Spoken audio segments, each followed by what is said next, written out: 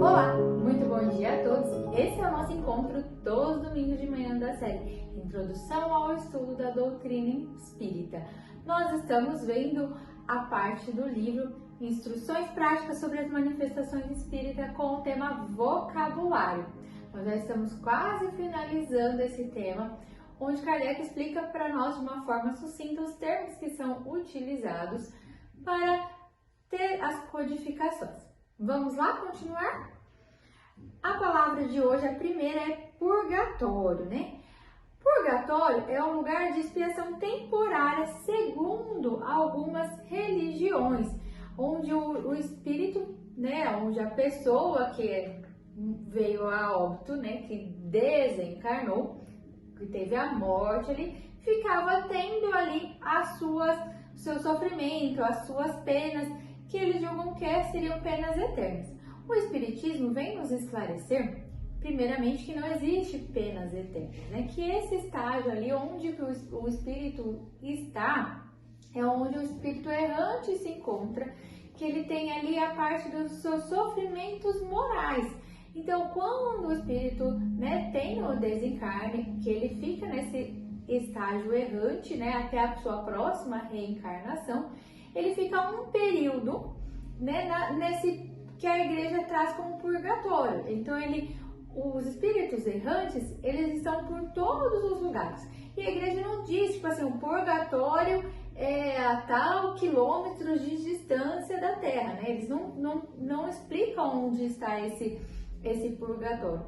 Mas eles dizem que eles ficam ali tendo, né, esse sofrimento da pena eterna. E o Espiritismo vem dizer que não é eterno, né? É um período onde o espírito passa para poder, então, ele estar por todas as partes, para o resgate dos seus sofrimentos morais, até o entendimento, né, que o espírito já desencarnou, e receber o auxílio para que ele possa, então, no seu estágio errante, entender o que foi, como foi a última existência dele, o que ele fez, se ele cumpriu todas as suas provas que ele tinha programado para essa existência, né? Então, toda essa parte. E a igreja, ela fala, né, prega, né, algumas religiões, a prece, né, a oração para aquele espírito que desencarnou, para aquela alma, né, para que ela possa se livrar dos seus sofrimentos, né? E o Espiritismo traz, sim,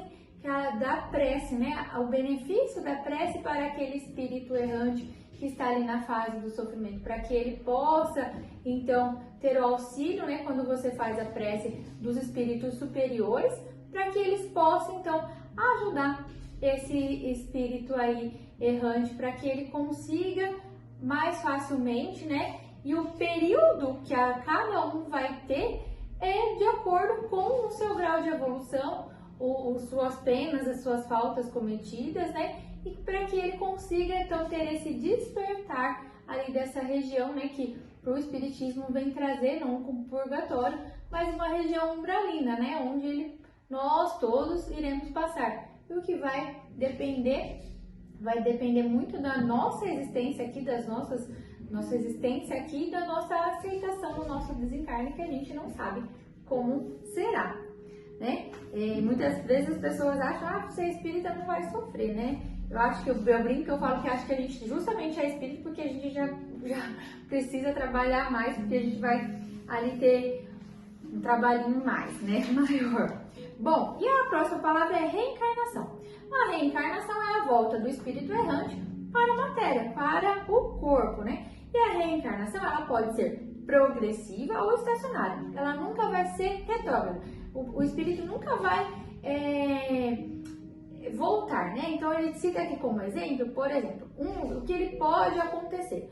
Um espírito que, por exemplo, na existência, você foi rico, na outra existência você pode ser miserável, mas é uma inversão na parte moral, para você resgatar as suas provas ali. Então, é uma maneira de resgate, né, de provas ali.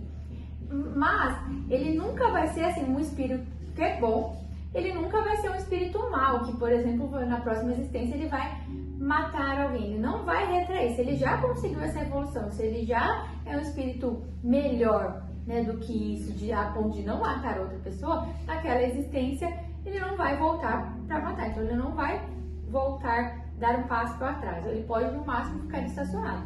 O espírito sempre vai estar em busca da progressão. Isso vai depender muito, né, a reencarnação do nosso grau de evolução. Então a gente pode reencarnar aqui na Terra, como pode reencarnar em outros mundos. O tempo que a gente vai ter entre uma reencarnação e outra vai depender muito da nossa existência anterior, das nossas dificuldades, das nossas provas. Então vai depender tudo sempre do nosso livre-arbítrio, né? Então a reencarnação é a volta do espírito à vida corporal. E aí depois ele traz a palavra religião.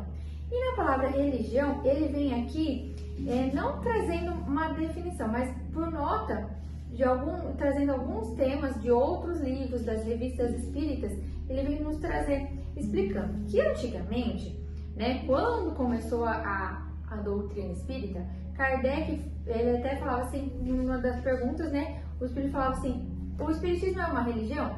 E ele fala que sim, sem dúvida, ela é uma religião.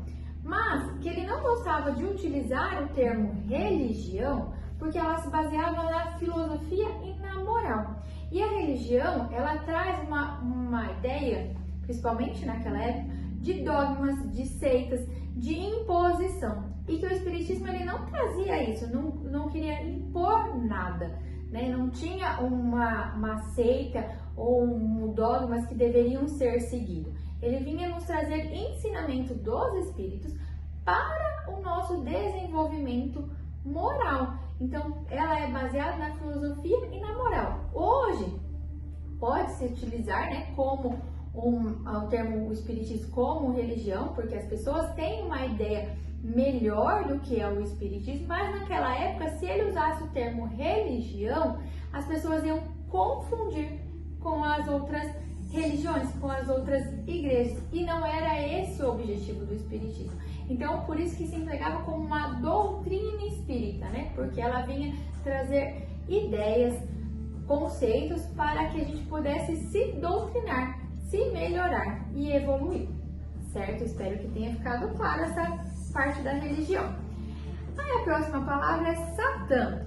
Ele cita que o Satã é o chefe dos demônios, que ele é sinônimo de diabo. Mas ele explica que quando a gente usa o termo diabo, a gente quer referir a todos os tipos de demônio. Então, quer se referir a todos os tipos de espíritos inferiores, né? E que quando eles citavam a palavra Satã, seria como se fosse o chefe e é o rival de Deus.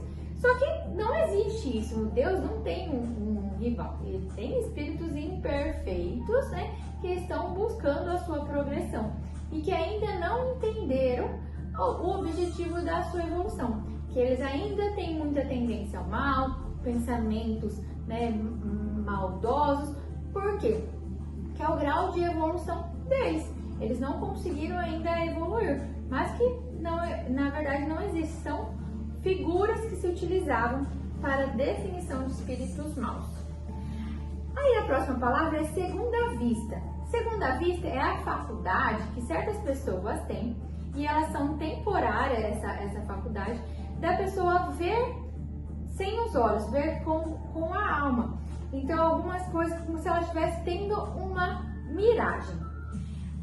A próxima palavra é sematologia, né? Que ele vem dizer que é a transmissão de pensamento dos espíritos por meio de sinais, como as pancadas, batidas, movimentos dos objetos.